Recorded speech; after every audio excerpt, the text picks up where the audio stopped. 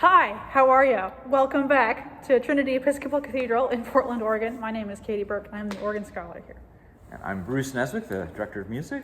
And welcome back to our weekly mini class, Hymns Up Close, where we'll talk about two of the hymns coming up for services this week here in Portland. Fantastic. And our first hymn is actually the second and last hymn at Evensong this Sunday. In the Episcopal hymnal, it's number 434.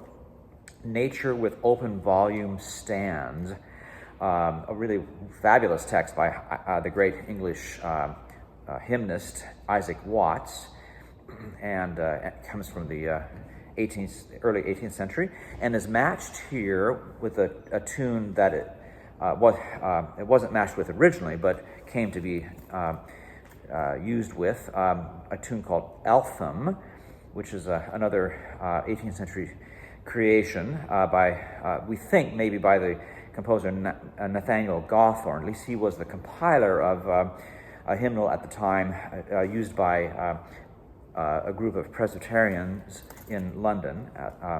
And then it kind of fell into oblivion after its first appearance and was rediscovered sort of by the great 19th century Anglican church musician Samuel Sebastian Wesley. And he harmonized it, and it's that harmony that we'll hear today, and it's in that form that it's come to be much loved and used with this text by Isaac Watts. So we'll sing stanzas 1 and 5, the first and last stanzas of hymn 434.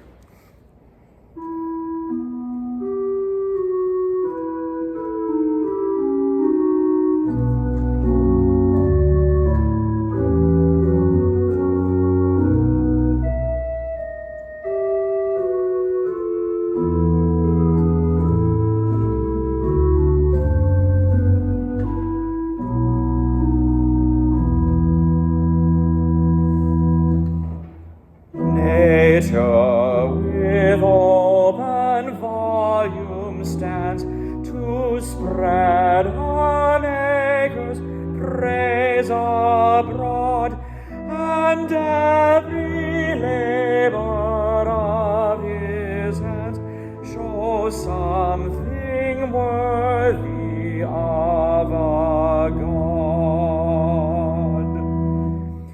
I would forever speak his name in sounds to mortal ears unknown, with angels join to praise the Lamb and worship at his Father's throne.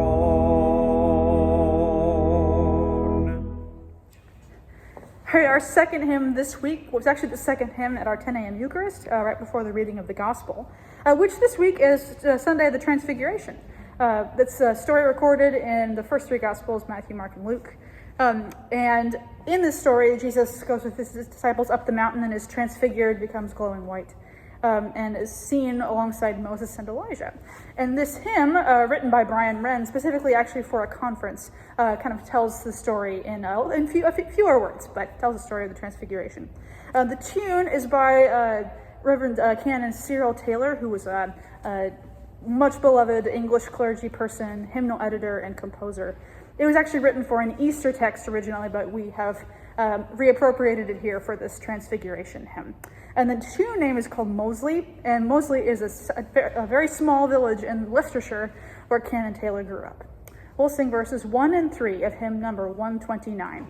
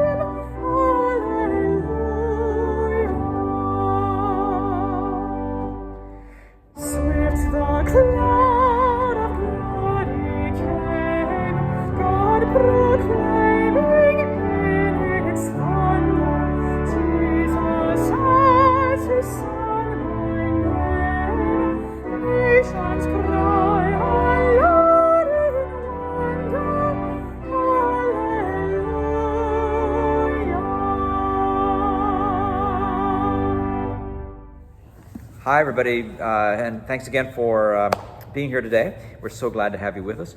We're going to take a request in just a second, but we just want to just say a word about this coming Thursday, which will be our third quarterly virtual hymn sing with Katie and me, and with our wonderful dean, Nathan LaRude. An hour-long affair starting at 5 p.m. this coming Thursday. Find us on the Trinity website and come join us. We'd love to have you. We had a huge crowd last time we did this, so it was a lot of fun. Yes, and that'll be over Zoom. And if you go to the trinity-episcopal.org, you can find that under the events page.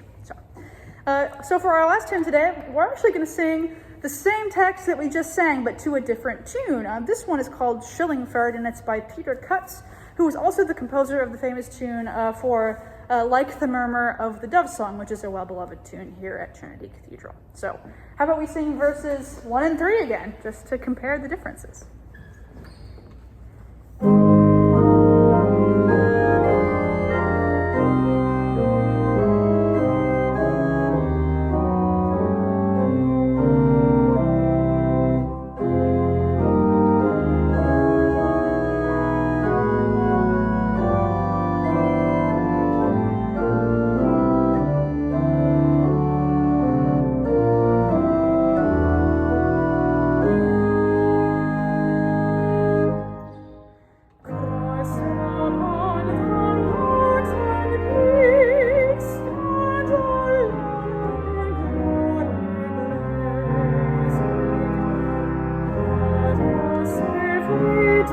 To speak.